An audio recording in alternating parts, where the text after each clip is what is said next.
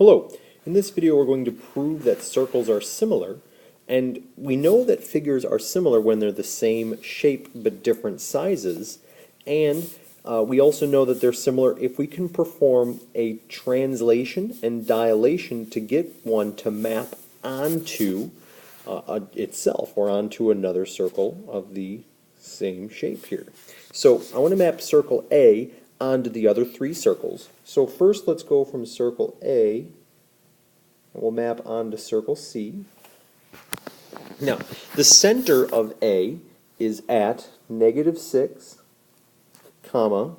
4, and it has a radius of 2.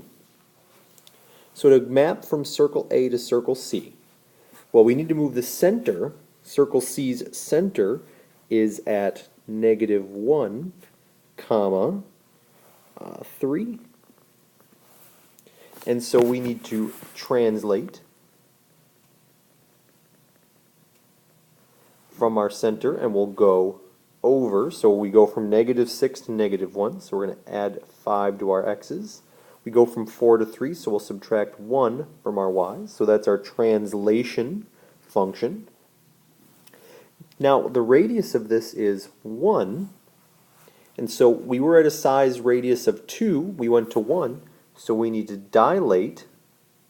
We're going to change the size, and our new is 1, our old is 2, so we're dilating to 1/2 the size. Okay, let's go from circle A to circle E. Well, circle E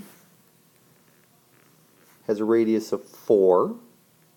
It has a center of -10, -2.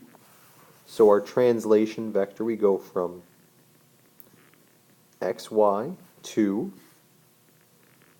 x minus 4. From -6 to -10, we lose 4. From 4 to -2, our y's will lose 6. We also have to change the size, so we dilate. Our radius was 2. It's going to become 4, so it's new divided by old, and so we're dilating to 2 times the size. Alright, one more. From circle A to circle G.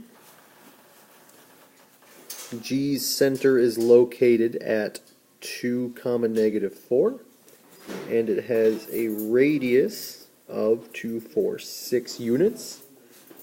So our translation function goes from xy. X going from -6 to 2 would gain 8 units. Y going from 4 to -4 would lose 8 units. And we're going to dilate. We have to change the size. Our new is 6, our old is 2, and so we dilate to 3 times the size. And so that's how we map from circle to circle. For now, we are done.